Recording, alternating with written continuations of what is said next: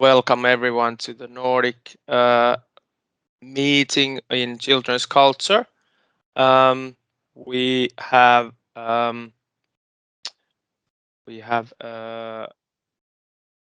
agenda as follows here, not the Spotify, but here with earphones in the picture. But here we go. I will go through a little bit about Finnish children's cultural education in Finland. Then we will hear a example of cultural education plan from Art Arc from City of Tampere, and then we will hear about the Nordic project in children's culture from Lukan. So we will be precise, and we hope that this recording finds you in whenever your time is suitable. Okay, I will now start and continue. I maybe have to make this a little larger for you. So my name is Aleksi Valta. I'm the executive director at the Association of Children's Cultural Centers in Finland, and here's a little explanation what children's culture is in Finland. We have quite a few operators, of course, but the organized structure involves maybe two. One is what the network that I am representing is the professional children's cultural centers that operate around the country. We are now 34 centers around Finland. And then we have a comprehensive system for basic education in the arts that enable children and young people to study arts in their leisure time. And this is curriculum based, result oriented, for example, becoming a pianist or so on. So these are the two organizational structures in Finland, but of course, children's culture is organized and operated by many operators, such as arts institutions, theaters, museums, and of course, children's culture professionals, small circuses, puppet theaters, and so on. So overall, that's how we are organized in Finland. Briefly about the Association of Finnish Children's Cultural Centers. As I mentioned, we have 34 members, and in our centers we have about 2 million visits annually, and we operate in more than 50 themes in culture and arts. And the guideline of our work is the Children's Culture Quality Handbook. And why we aim to raise the awareness of children's culture at the national level, and of course the resources, which are quite small, we try to enhance the favorable operating environment for these centers, and in the end for the youth and children and families. And of course, being a network, we reinforce the competence of all professional operators in our centers and in the country, and of course with the early childhood education and the teachers as well, and the structures and resources we of course need, because it all costs. We were formed by our network of children's cultural centers in 2015, so a fairly new organization. We coordinate the biggest art program for youth in Finland, well, youth or adolescents for the 8th graders, Art Testers, Taidetestaajat, and of course we support municipalities, schools, and arts institutions in creating cultural education plans, and I will talk about more about that in just a little bit. And we are we are the other founding member of the Finnish Observatory in the arts and cultural education, and through the Finnish Observatory we are members of the European network ENO, and our web page is the childrensculture.fi. These are values: art, equality, quality, and child orientation. These are the kind of guidelines for us as a network, and what the network and actually does. You will hear about that in just a little bit, couple of examples, but but we want to produce high quality cultural services so that that are produced equally and accessibly for those especially who are in need of arts and culture that for example are not part of the basic education for arts. And the goal is to, of course, reach the entire age group, and that happens in schools and early childhood education. And there's a few examples what we as a network operate in grassroots level for children, youth, and families, and daycares and schools. We do workshops and projects in different art forms. We have artists visiting schools and daycare centers, and we operate club and hobby activities, and of course those cultural education plans are a big operation for many of our members, and of course there's art exhibitions as well in most of the centers that we have as members. Here's a little bit about the our agenda for maybe more so next year. We in the international agenda is quite busy compared to previous years. We have Erasmus Plus strategic partnership program and project going on, and we have partners in Slovenia and Poland. We have a Nordic cooperation project, including Norway, Denmark, Iceland, and Finland. And in our web pages, we try to enhance our centers who are willing to participate in projects European wide. We publish newsletter in English 4 times a year. We have one Creative Europe project in process, and we are planning children's culture initiatives to the European Capital of Culture in 2026, which takes place in Oulu in Finland. And we operate in European level also a little bit in the European network of children cultural centers and European network of observatories. We have a sustainable development guide for children's cultural centers that will be published in English in just a little bit time, maybe in January, and also accessibility guide for art education, also in English, and operations in art testers also in English. So quite a few things taking place, and there's a little bit more about the our Erasmus Plus project.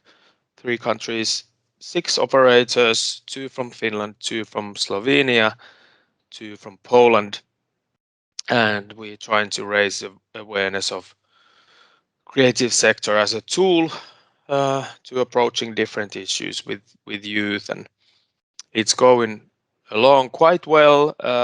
COVID is of course pushing down the brakes a little bit, but we are trying to send art educators and youth workers to Slovenia next month, and hopefully everything goes out well and we get some European connections there. Okay, now we are going to move to the, I would say that the subject matter of today, cultural education plan, which is in a way similar to what is being offered and operated in many countries, for example Norway. But of course, this is the Finnish way, and I will go through the kind of the guidelines, and then Lisa will continue with Tampere example. And what is the cultural education plan? It guarantees all children and youth equal possibility to experience and participate in their local culture, and it usually includes all grades from first to ninth, and sometimes also daycare or early childhood education, kind of maybe you would say preschool. And it includes all possible art forms, cultural institutions in the city or municipality, cultural heritage, and art education. It's a local agreement written together between educational and cultural services and professionals in those fields. And at the moment, Art Sisters is nationally available for free for all eighth graders, and so it is the biggest cultural education program in our country. And here's briefly about Taidetestajat Art Sisters. It is planned so that every eighth grader could experience arts, and and the primary goal is to offer young people experiences in arts and to give them tools to form opinions of those experiences, and many different art forms are available: theater, concert, circus, dance, opera, and visual arts. We collect feedback uh, from them to learn what the cultural institutions could do to make those visits even more everlasting and memorable. And we offer teachers opportunities, support to utilize art in their work. We have pre-assignment and an assignment after the event. So um, it's not just the visit to the arts institution. Our association is producing it, and it's been financed by the Finnish Cultural Foundation together with Swedish Cultural Foundation in Finland, and lately the Ministry of Education and Culture as well. Okay, back to the cultural education plan. It supports local cultural operators, institutions, and artists. So what it does, it increases the visitor volumes. Daytimes are very quiet in many art institutions, as we all know, and it widens the audience base. It employs artists and art educators in the city or municipality. It helps to direct the cultural production for specific age groups, for example, exhibitions and so on. And of course, the in the big picture, it educates the audiences of the future, and I think that's the most important part of the plan, and what it gives to the children. So for what it offers for schools is it offers systematic, target-oriented cultural education. It applies to all schools regardless of location, economic situation, or teachers' interests, which I think is also important because not all are interested in all subjects or or arts, um, and it's always built to support the school curriculum. So local heritage or history museum visit is usually on the 5th or 6th grade, because that's when the history of Finland is on school curriculum. It gives new ways of learning and new learning environments, of course.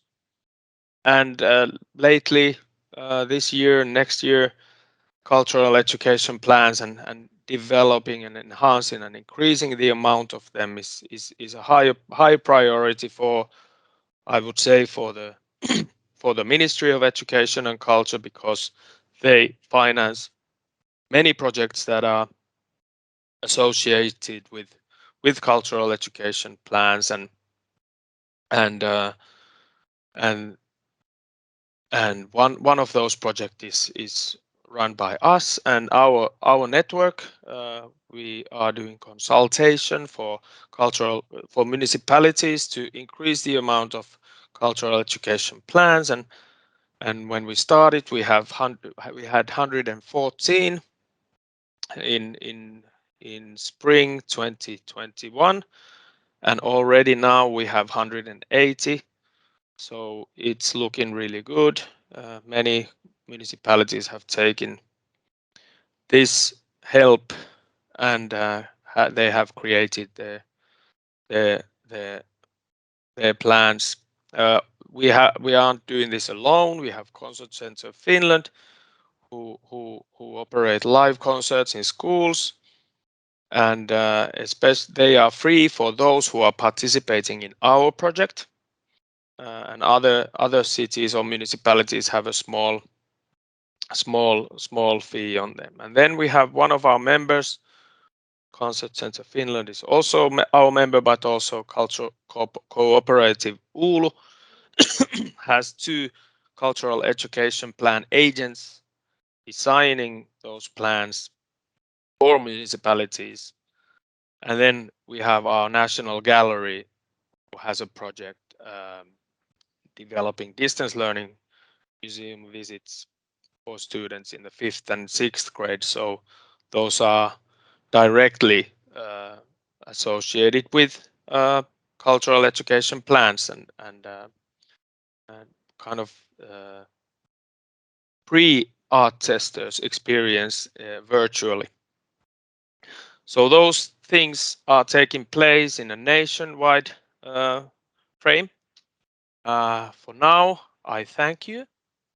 This was my presentation, and if you have questions, I'm willing to answer them. But thank you, Charlotte, for wild applause. and uh, and yes, Juliane, welcome to the webinar. Next up is Lisa, and we will hear about Art Arc Taidekaari in Tampere, in the city where I live. Charlotte, you need to know that this is what my children are kind of, well, not kind of, they are taking part and they have taken it. You might have seen the long-haired person running past me. She's a art tester this year, and she's been taking part to art arc events from her early childhood. So I know quite well what takes place. But go ahead, Lisa. Enough of my blathering. Maybe we get some facts now. Go Thank ahead, you. Lisa. From Thank you, Aleksi. Yeah, my name is Liisa Aholainen, and I work in Taidekaari Tampere in the Art Arc cultural education program. And we are proud and happy to be one of the most comprehensive and established of the cultural programs of different cities in Finland. We are this year 15 years already in action, and we have started small from groups of 1 and the preschool and 1st graders, 6th graders and 7th graders, with museum programs. And there we have developed a comprehensive program for all groups between preschoolers and ninth graders, meaning from ages from 6 to 16. We have been piloting now for the last 2 years for a program to be also expanded into the early childhood in the daycares. And the pilot was successful, but now we are, it's about budgeting, if we can get the funding also to spread our program. We key figures, if I show here, we are now covering 20,200. I think this year it went up since this presentation has been updated. It's now 20,400, I would say, this autumn again, as Tampere is one of the growing cities in Finland, and the number of students, pupils is increasing every year at the moment. And that is a bit of one of our challenges, is to keep up the program and all the bits and pieces that are included with the funding. But of course, it's great also that we can offer this for such a growing amount of children, this cultural program. I have a little bit of the pedagogic framework here behind the art arc, and the values are pretty much the same as Aleksi represented earlier. In the center is the child orientation.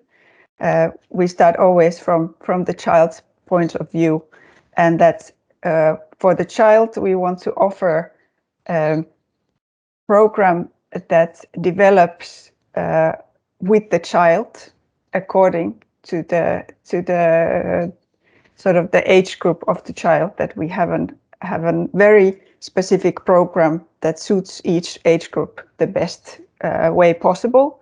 High quality, of course, works hand in hand with this goal, and equality and accessibility, so that we can really cover all the children who would not otherwise maybe be part of the and have accessibility for their own home city's cultural field.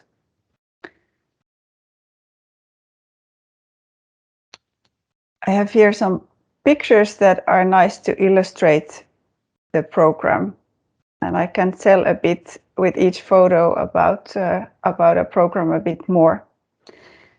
As I told, the museum visits are in a way the starting point, how we started 15 years ago, and we still have the museum programs for the preschoolers and first graders, sixth graders and seventh graders. These are the points in the Finnish school system where you have a sort of a turning point. You go from the daycare to the first grade in school. That is a sort of a big switch. And then after sixth grade, you go to the higher school in a way, often also a sort of a marking point of the development. And on those points, we have then on both years the museum visit. We only not go to a museum, but there's always included a workshop.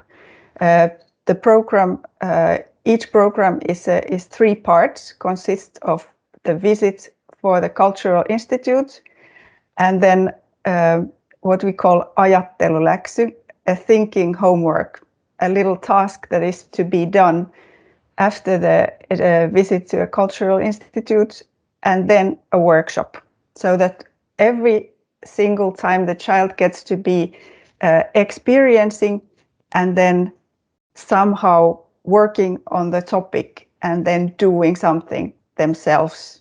And that is very important, that it is not only that you get to go somewhere and see something, but you get to do it your own. You make it something, sort of you work with yourself, and that it's about the child orientation, that the child gets not only be an audience, but also a maker of art. For second graders, we have a dance theater in program. The idea is that all these different art forms are covered in the program, so that every child gets to visit all these different art institutes and take part in all these different art forms. Lately, actually, there's a new phenomenon in schools in Tampere that an increasing amount of groups where different ages work together. For instance, we have a lot of groups where kids are actually preschoolers, first graders, and second graders. And that is now something we are working on, that how do we still make sure that every child gets every piece of the program if there are these mixed groups, and the teacher chooses every year which program they choose from our art. That is something we are now working on, but the idea is that the second graders get to visit dance theater, and after that they have a dance workshop. The program is set so that every year is the same. For each year group is a certain art form, to make sure that every kid would indeed see all these and experience all these art forms, and not that it's about what the teacher chooses or what the teacher is interested in.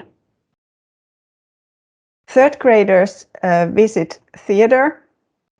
We have certain theaters we visit a lot. This is a lot to do with of course the budgeting. We have local theaters that we work with in cooperation, and unfortunately often big shows, musicals, can be out of reach budget-wise, but we do our best to come up with good deals with the local theaters.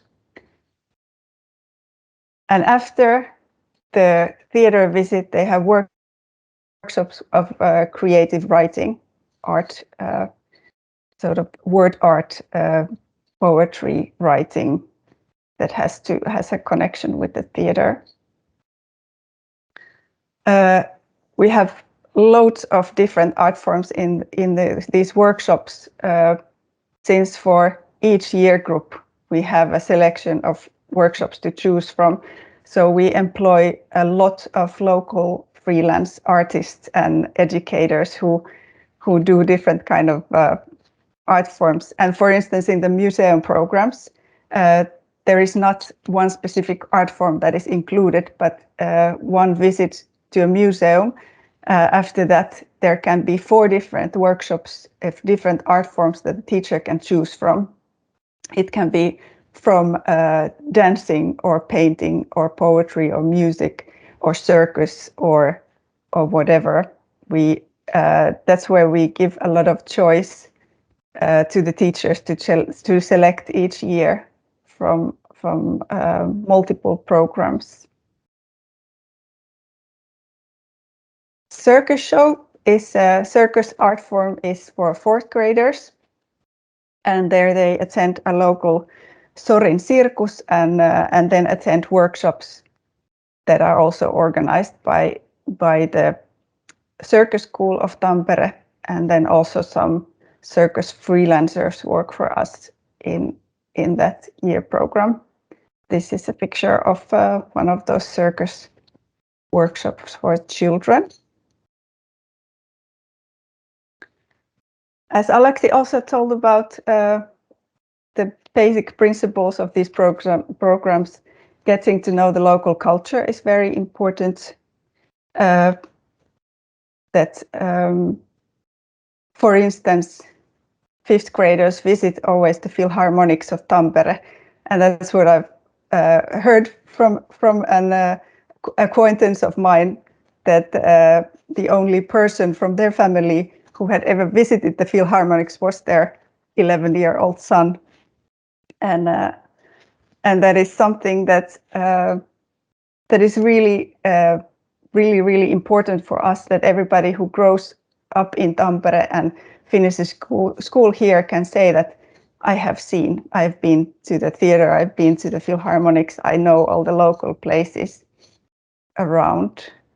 And in 5th graders, then also they get a workshop by the Philharmonics musicians who go to the schools and give little workshops to the students. Here's a bit more of the program of the adolescents in the age group 13 to 16. Seventh graders get a museum visit. Eighth graders, we do the art testers. We are cooperating with them to be able to, at the moment, the art testers for eighth graders, they go also to theater, but sometimes we have had there also movie.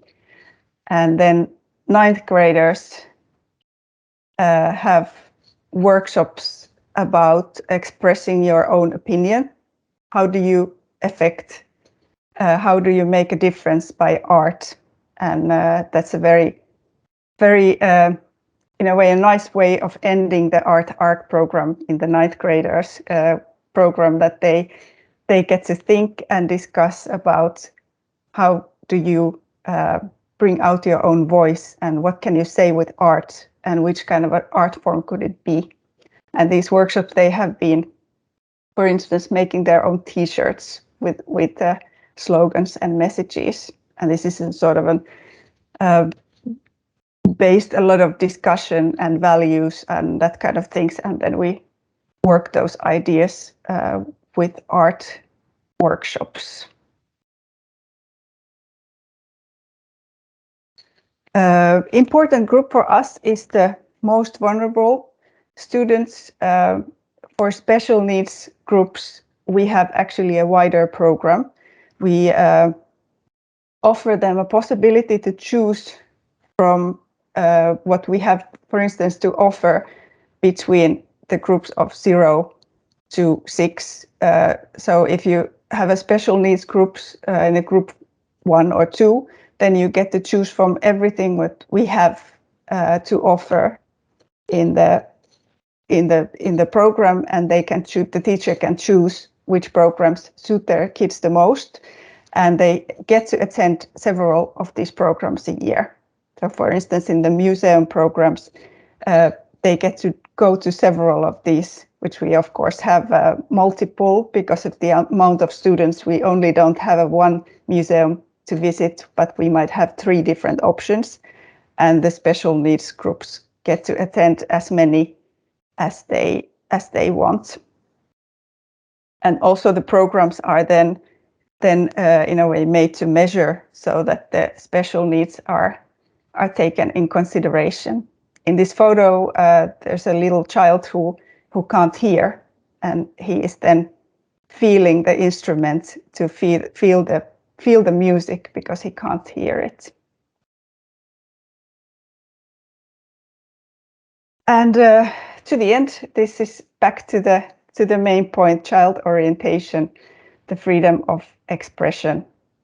That you are not only a consumer of culture in art arc, but we see the children as active people who have their own voice and who get, through our program, they get a possibility to express their own opinions and their thoughts. There's a museum visit here, and the guide Kirsi with the students.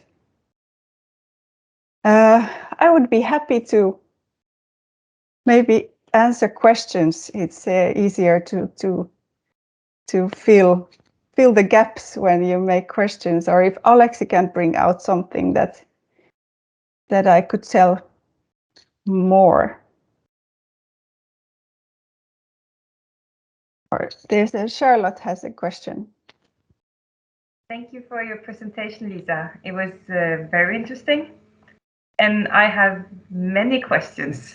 Good. Because it's new to me, this program, and the model here, it has similarity with the cultural school bag, but also it's your own. So I'll try to ask my questions, so in a structured way.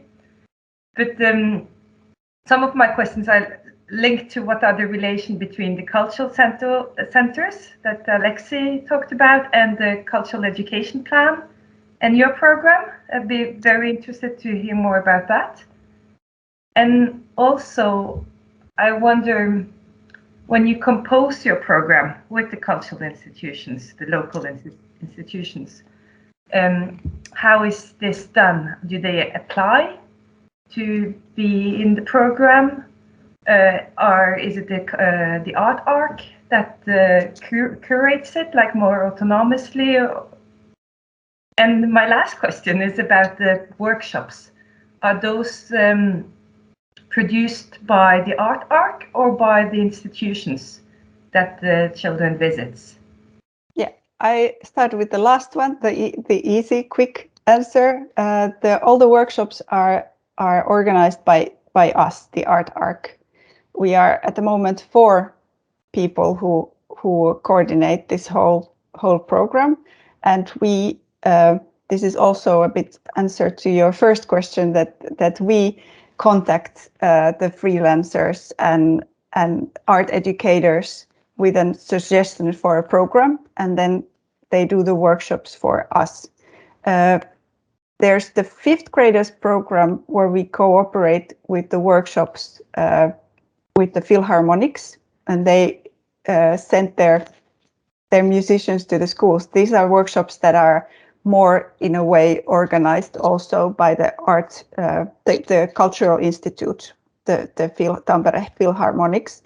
But for instance, in the museum programs, we really coordinate the workshops ourselves. But because we are only 4 people and thousands of students, we of course can't be there ourselves all the time, although we try to do that as much as we can, so that we also, as coordinators, we keep the feel and touch to the age groups and the children and what's going on there, so that we can produce really high quality. So, for instance, I'm also giving some design education workshops in the spring for preschoolers. And that's always, in a way, the highlight of the year, that when you get to go yourself somewhere to give a workshop. But mostly they are freelancers and artists. And we plan the program every year in February, March for the following whole year of school, because we have to give the program as sort of a framework of the program to all the schools already in April, so that the principals of the schools can set them into the calendar already, so that there is, in a way, no reason to skip it as a sort of I have something else, because it's set into the program of the school already then. And then in a way, we, throughout the year, when each program starts, we are already planned ahead, sort of with the freelancers who does what. And does that answer the question a little bit? Yeah, but can you also just, the way you compose the program, is it the art arc, or is it and do the institution apply, or do you curate it yourself? Yeah, we curate it ourselves. That in February, March, when we are planning the program for the next year, there are certain things that are, in a way, set, because they are like the visit to the Philharmonics. But then there is, of course, the what kind of theater plays there is next year, what kind of exhibitions in different museums there is. And then we, as an art arc team, we go through this program and we choose what would we want to offer for, you know, that first graders could go to those exhibitions and so on and forth.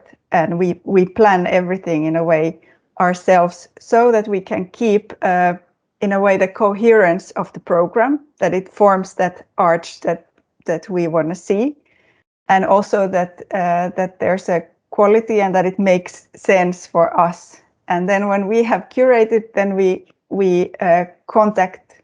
We have a really good network, of course, and long-lasting cooperation with the museums, and we do usually contact the educational curators of the museum, and we say that we would love to bring 40 groups of students in your exhibition at that moment, and then we set that in the calendar, and then we come up with the workshops also as a team, that what kind of art forms would we want to have in connection with this exhibition. it's a lot of planning, and as a team, we are in a way more than coordinators. We all have a pedagogical background, that we are not only coordinating, but we are really hands-on on the pedagogical content and what we want those things to be about. And as much as we can, we also visit the workshops done by different freelancers and artists, so that we also can follow up that is this again that the style and quality and what we were after. In a way, you have to follow the quality if you want it to be a certain thing. And we ask after each program, we send these feedback links to all the teachers, and we collect all the time feedback of the program, so that we can keep up with all the different freelancers and people who do workshops for us, that the teachers still found it in a way the style and quality that they are used to in Art Arc. It's a lot of work to keep up the quality, and sometimes when you're in a hurry, and the last 2 years have been a chaos when everything has been cancelled and rescheduled and many times and so on. But it's worth the trouble, I think, because there are also these cultural programs in some cities where it's in a way that the city only buys things from these cultural institutes, and that is a very different kind of program than what we run, because then and it's more like it's a financial deal that you buy the service, but then you cannot have a certain you have a value system and an idea of a quality, and what this how these different year programs come together, and what is the red line through the whole curriculum of the program.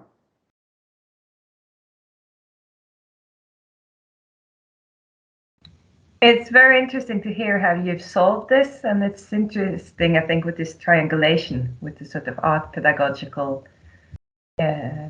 arc. First, I thought of an arc like Noah's Ark, but then I understood it's more like a bridge. Yeah, the education, the translation was done a few years ago before I started in Taidekaari, and I was wondering about the same thing. But I think there's a logic in the translation too. But it's Taidekaari actually means arch. That it's like an arch that goes throughout the program. But yeah, there's many things that need to be considered when composing such a program, and one thing is the curriculum. You can't offer a history museum for third grader, because that's not part of their curriculum. So it demands from the planners to be very well in depth of what takes place in the school curriculum, because for the cultural education plan to succeed in a school, it has to support school. Of course, there are highlights. There's the visit to art centers somewhere, maybe in the future, or maybe in Helsinki, in the National Gallery or something. That's special, but and the Philharmonic in Tampere it's a unique and special that can't be offered anywhere else. It's in a way that could be any time of school, but for example, I remember when our kids were in dance workshops, they were involved in that education. They weren't just there for let's pick up dance these graders, because it has to be involved in there, because Charlotte had talked about it, that you have to support the teacher, and how and that depends also the success of those workshops depends, unfortunately, quite a lot on the teacher. If the teacher doesn't prepare them at all, there's a big difference between them being prepared to go in and inspired to go and participate. So that's always a kind of a, well, challenge in a way, Exactly. Yes. and you can't do it for them. No. It's up to them, but anyways, it's really important that that the experiences are available for everyone, Yes. and that's the key, I think. And it has to motivate it has to be motivating for the teachers that they get something for their work from it too. And that's why we do our best to really keep up to date of what is the curriculum of school and what is going on in each year group, because it, of course, attending two things, cultural visit and workshop, and then having this task in between that the children have to do, that takes time for from the teacher too. And if it doesn't feel like it correlates anywhere what they are doing otherwise, then they are not motivated to do it. That's why we every time ask the feedback from the teachers. We hear very quickly if it wasn't a success in that. There's a Julian Yes, has a Juliane has yeah. a question. Yes, go ahead, Julian.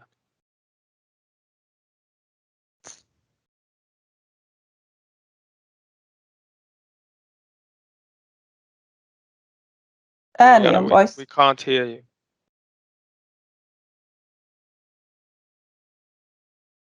No. No.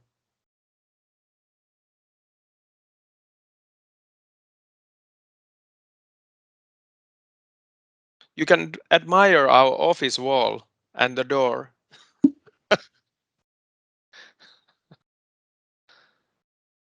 Juliana is an art tester coordinator working at our office. I can present her now that she's trying to. Maybe Juliana, if you can you type your question or comment to the chat? Maybe if it doesn't work, we can probably continue after this. So there's the question. Beforehand, the teachers don't material. It's not actually teachers material. It's they get an information a letter of always before the program starts. What we offer is on our website before the teachers sign in to the programs. They have, of course, the selection of the choice of the exhibitions and workshops on our website, and then they sign into a certain program. And then before it starts, they get a letter where we give all the practical information, what you should know and take in consideration, and so on and forth. And then they get between the cultural visits and the workshops, they get the tasks for the children, the thinking homework, what we produce. But we don't have in a way have a material that the teacher would have to use time to get into so much, that we also keep it limited so that we don't the teachers are busy, they have a lot to do. We don't want to in a way provide them with loads of material they have to then look into. But we do hope, and we tell that in the information letter, that we hope that the teachers are present and active in the, for instance, in the workshop and in the cultural visit, that that they don't fade in the background, but they really also take part in that, because the children often look at their teacher as an example in a new place. And if the teacher is not interested, if they are sort of somewhere with their phone on the background, that because they take care of it, the Taidekkaari teachers are good. I can now go for a cup of coffee. That is not really good for the attendance of the kids. So we always hope that they are active in the moment, but they don't have to do extra work to attend.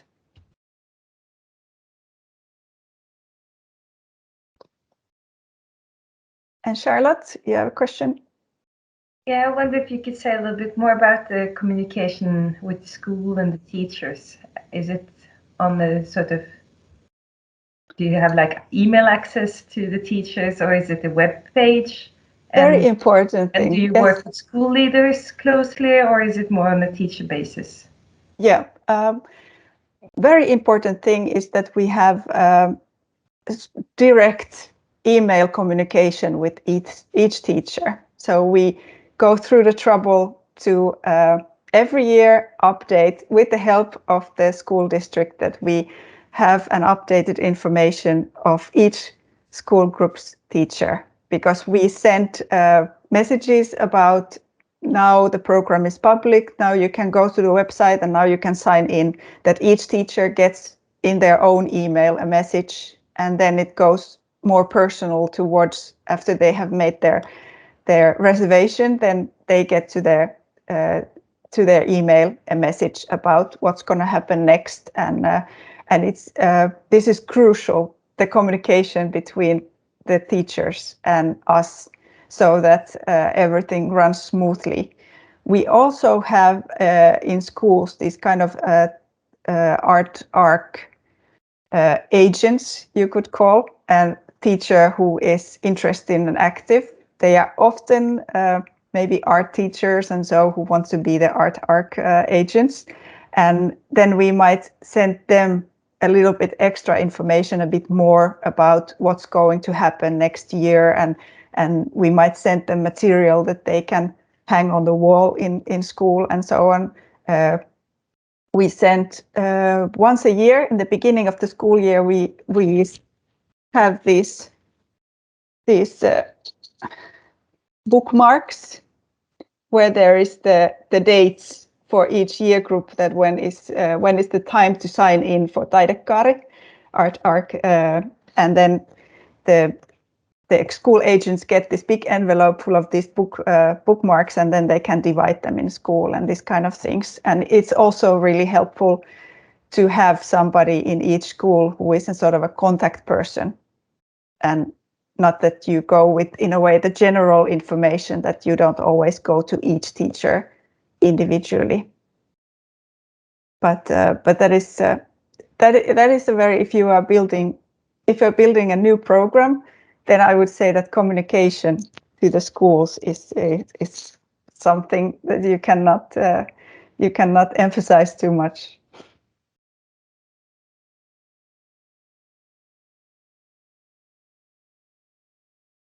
Oliko sulla, Juliana, vielä jotain? Vai? Yes, the schools sign up every year for the program. Even for, we have some year groups that get a specific time from us that we already schedule. Like 7th graders get a sort of we make a huge Excel sheet where each 7th grader group has already a set time for a museum visit. And then we still put that in our system. We have this sort of a reservation system built for us. Starts to be a little bit old and should be renewed. And we would like to add all kinds of things like a text message beforehand, so that you get a reminder that you have to be somewhere. So, but our own system, we put all the times in there, and then still, if the teacher has a sort of a specific time, they have to go into the system. They get a link where they can then sign in for their own time, and in a way confirm that they have taken the time we offered them. On this week, we just started to take Tuesday, started reservations for the spring program for preschoolers and 7th graders. And it's always a sort of an amazingly busy day when teachers want to be there to choose exactly the workshop they want, exactly the museum visit they want, and then the phone rings off the hook when they call back and say that, hey, I reserved this time, but I would like to change it, and so on and forth. So but it's also fun, because then you get really, again, a contact with the teachers. And and a little bit stressful, I guess, for some of the teachers, because they have an idea that, yeah, I would like the circus workshop and not the painting. And then when it's popular and the times go quickly, that they are there online trying to reserve as quickly as possible. But after so many years, it has already become a sort of a thing that the teachers know that when they get the link and the reservation starts, if you want to be picky, then you have to be there on that exact time and make your reservation quickly. Okay, hey, thank you, Lisa, and thanks for your questions. And you can, of course, there's a chat box available. So please, if you have questions, please go ahead and Lisa can answer you. Now let's move to a whole different ball game. we go to Lukan and a Swedish network of centers around Finland and a great initiative from them on a Nordic cooperation and Nordic operation. So Juliane, do you have a question still, or is that an old hand? Not. We continue. Okay.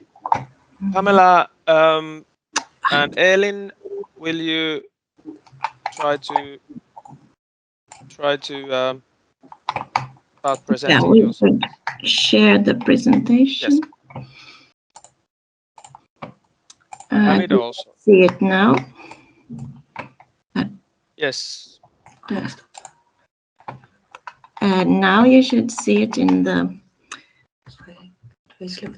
Oh, sorry, let's go to the beginning. So yeah, good morning to everyone. We say hello from Raseborg today. My name is Pamela Andersson. I work with the Lukan network, and I have my colleague with me, Elin Sundell. And normally we work in two different cities. I have my office here in Raseborg, 1 hour west from Helsinki. And Elin normally sits in the office at Helsinki headquarters. But in the picture, you see at the moment the map of Finland, and the Lukan Children's Culture Network works in 11 different parts of the country at the moment. We actually are 10 organizations collaborating, and that's why we are a network organization. And we operate in Swedish, so we support the Swedish-speaking communities in Finland. Of course, there are even more cities with Swedish-speaking inhabitants, but these are the 11 that we operate in, from Oulu in the north to Porvoo in southeastern Finland and Turku in the west.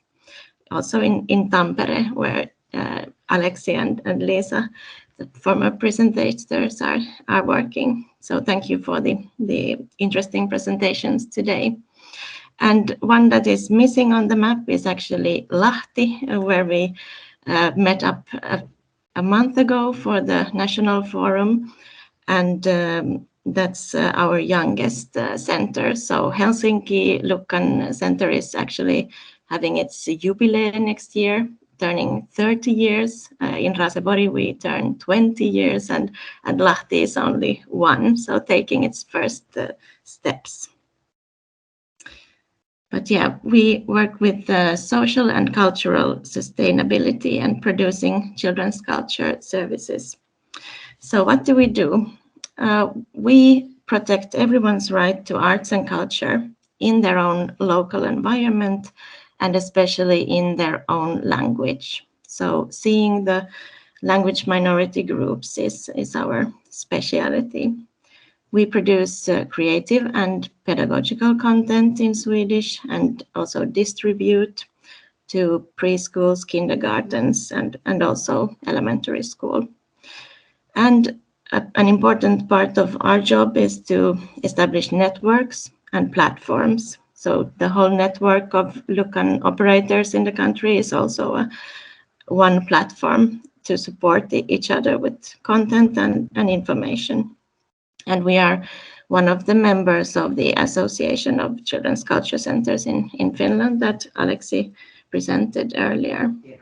And really short, so in Finland there is like 6% of the population speaking Swedish. So when we are in these different places in Finland, it can look really different. For example, here in Raasepori, the majority speaks actually Swedish. But then again, if you go to Tampere, we call Tampere Lukkan that they are active in this like language island, because the percent of Swedish talkers are so minimal. So there might be one school and the kids are speaking Finnish in the yard but Swedish in school. So we have a little different approach depending on where we are, but the focus is always to have access to culture in Swedish in Finland. So yeah, and the Lukkan centers are different size depending on the language structure of that municipality. And why do we do the things we do?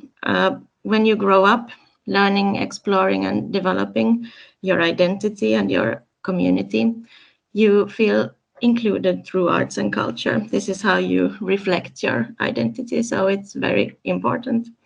Arts and culture embrace diversity. It doesn't have barriers. So this is a very good way to work with these questions.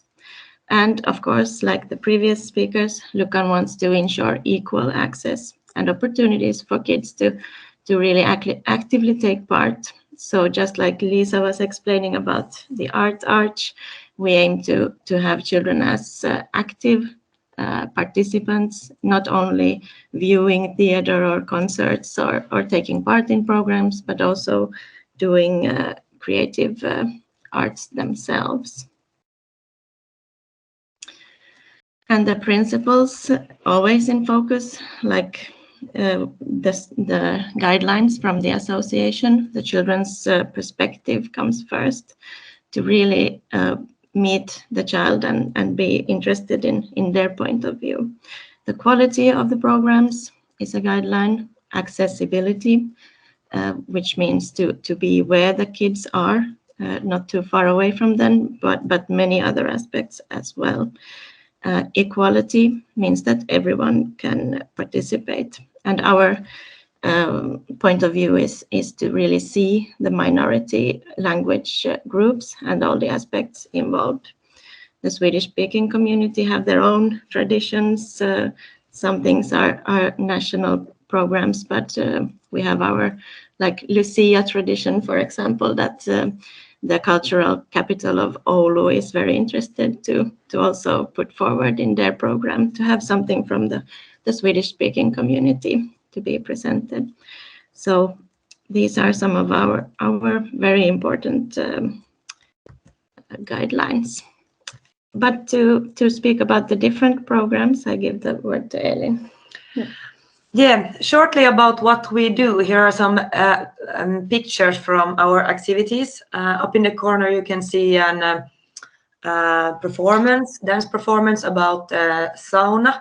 It's called baby sauna, but in 1 year we might do like 20 open cultural events in Helsinki, and nationally it might be far over 100.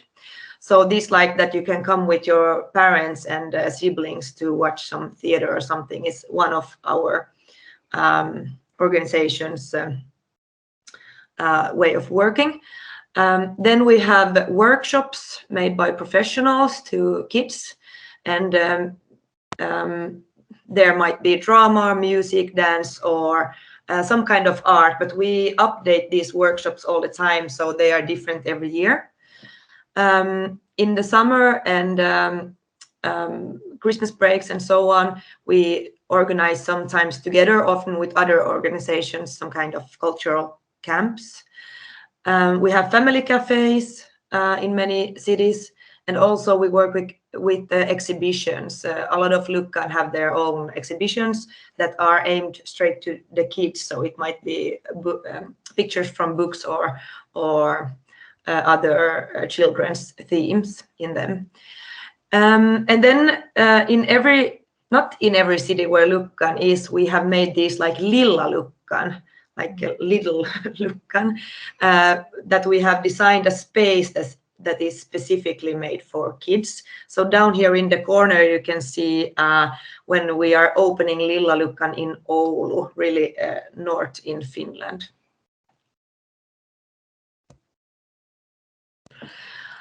So this was shortly about Lukkan, and now we are gonna tell you about our project called Barnens rätt på jorden här i Norden. And in English, Children's Right on Earth and in the Nordic countries. This is a project that we have been working with since 2018, and it's about the Nordic countries, languages here in Finland, but also in other countries. And then we are working with Convention on the Rights of the Child.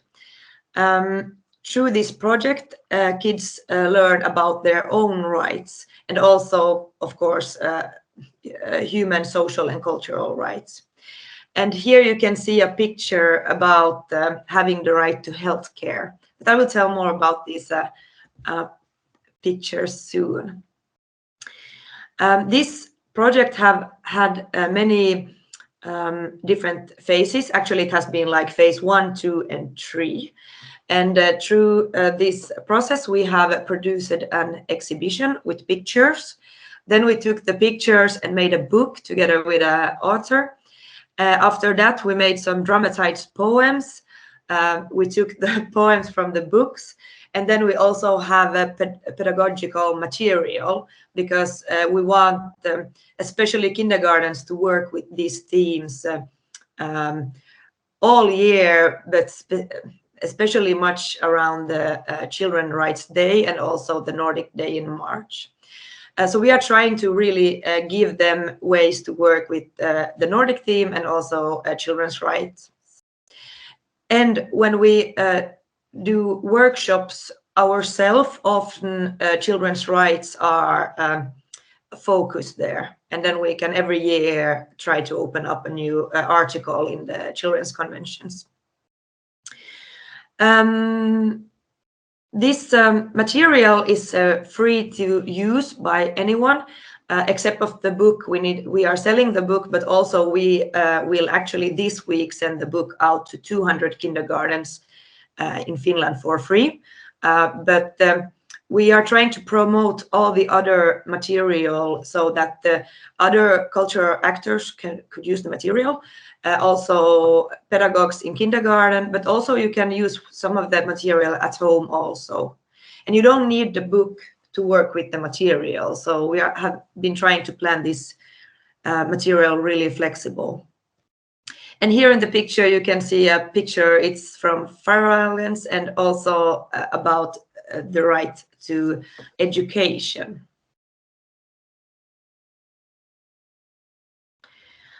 In a project, we have been really trying to visualize the diversity and multiculturalism, and also that we are in a multilingual Finland, and that in the Nordic countries you can find many languages.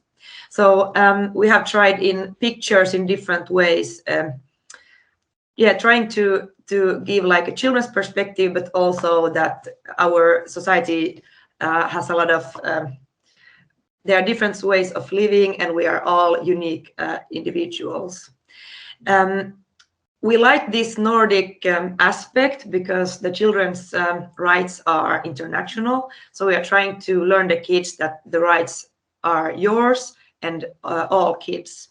And you all have the same rights. It doesn't matter where you live. Since we are language minority, we think that this positive way of thinking of language is important. So though we are working in Swedish, we actually made this book also in Finnish and in Northern Sami, because we wanted to really open up this book for all kids in Finland. And we have also in the book tried to be showing then even more language for the kids in a fun way. I will soon show you. Here is a picture from like showing Greenland, and it's about the right to language, culture, and traditions.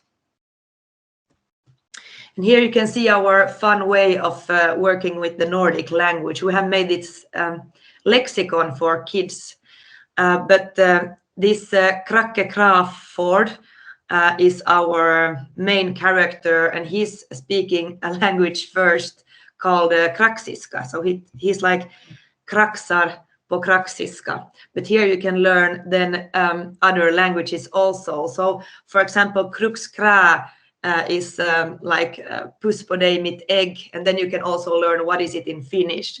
And then if you learn what the kriks is nödbromsa, then you can learn how is it said in Greenland.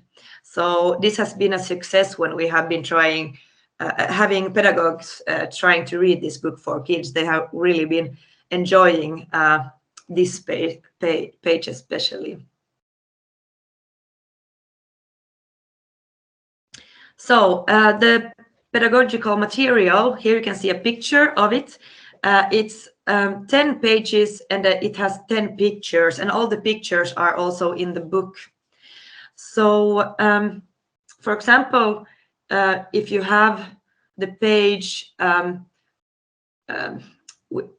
first picture is a picture from Finland, and then there is one article that you can discuss about through the picture, and then we have different tasks. So for example, in Finland, you learn that all kids have the right to have a name. And in the picture, you can see kids writing their name in the snow.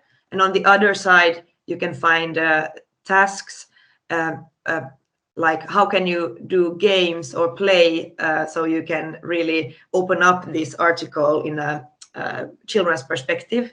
There are some suggestions of creative activities, and also how can you discuss about these rights. Also, there is information about the countries. So you can actually read one poem, watch one picture, and then you can work with that poem and the picture for many days in kindergarten. And then you might go to next country and next article. Of the poems, we also did some filming and dramatized poems, so you can also listen to them. And here you can see also our main character, Krakke Crawford, and the author and our producer, Linda, that works creative with kids.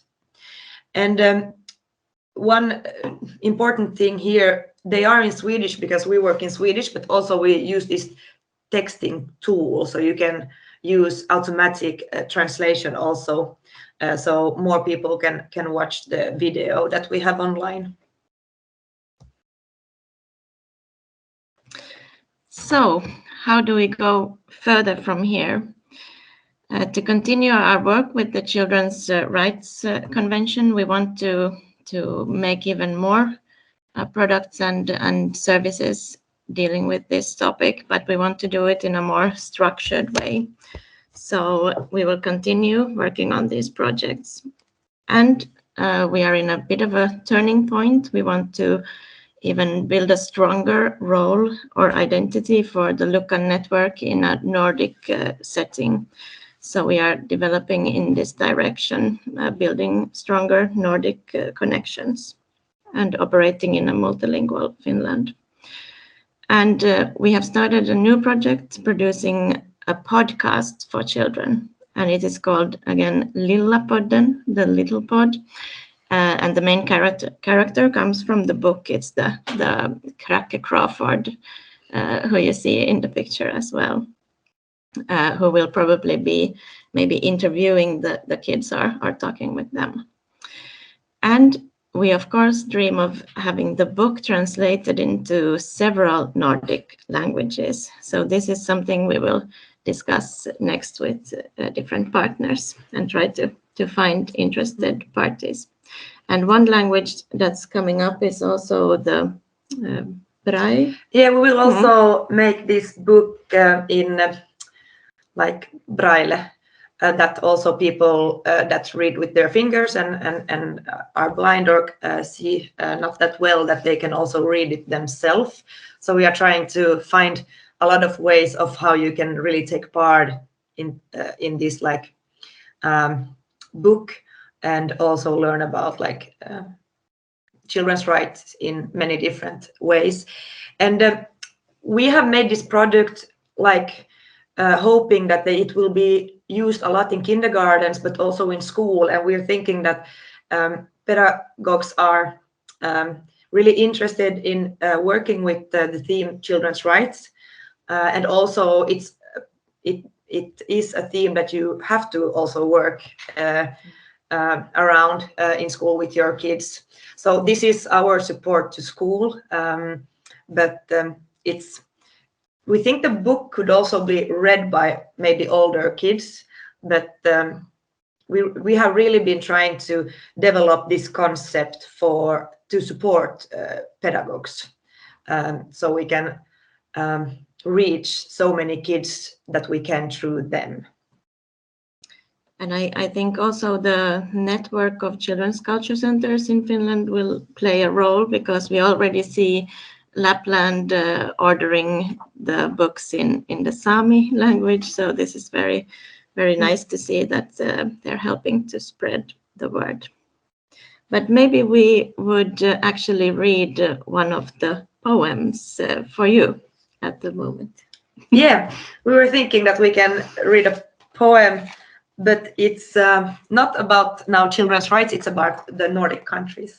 So just reminding ourselves how wonderful Norden is. Okej.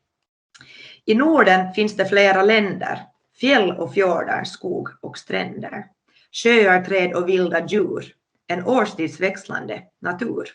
Här finns bär och nattviol, i Sápmi finns det midnattssol. På Island sprutar en vulkan, brännhet lava, mitt på dagen. På Åland surrar 1000 bin och oj, en liten pigg delfin. Vi Färöarna tittar på himlen som är stormigt grå. På Grönland ryter någon till, en isbjörn och en liten sill glimrar till vid Norges strand. I Danmark tvättar sig en and. En utter plaskar i en vak. I Finland och i sakta mak vandrar älgen stolt och stor. I Sverige, men en kråka bor. I Kråkland, kråkan säger krax.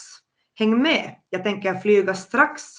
Runt hela Norden kom vi tittar till vilka platser kråkan hittar.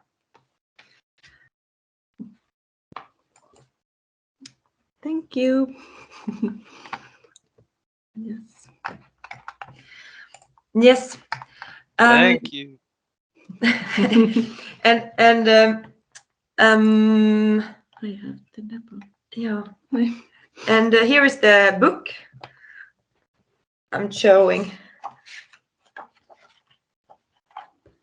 So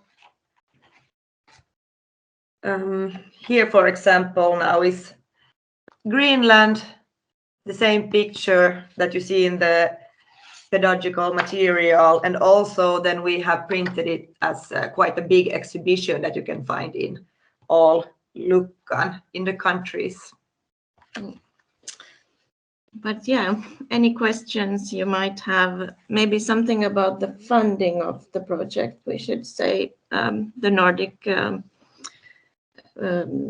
Council of Ministers and Nordbook program has been an important funder, and also the Ministry of Culture and Education. And also we have some private funding Funders. also. So we have really been combining like different programs, and it has been, this is like 4-year-old project soon. So it has been like different also funders through time actually. Okay, any questions from participants? I think in Nordic perspective, very interesting, and at least I know that the Nordic networks, me and Charlotte will spread the word and tell them to watch the recorded presentation from you and see the your contacts there for further cooperation. But for now, thank you very much. Nice to hear from this great project and a solid explanation, a solid example of combining different fundings also in order to achieve something greater. I think that's a very good job from you. It's not always easy with small project fundings, and you always have to create something new, and nice way of you putting that effort to this kind of overall project with books and pictures and translations and so on. Thanks a lot. Anyone questions? No? I still want to shortly also that except of that we believe that we inspire pedagogues and kids through this project, we have been really inspired ourselves also. Through the project, for example, we actually visited Iceland, Greenland, and Norway, and we have been to Sapmi and Åland. And through the project, we have had the possibility to really also visit and meet other culture actors, and this has been really important for us. It's easy to be in contact, and also we have got this really new information, and we have been feeling the culture elsewhere while working with this. So this has really inspired us to also develop our organization in general, our thinking always in Nordic ways, and that we feel that we are one cultural region. It's not our neighbors only. So yeah, this is one positive part I want to really mention. Yeah. Very good point. Yes, thank you. Well, hey, people, if you have no further questions, I think I will end the recording here. So thank you for watching this recording on YouTube.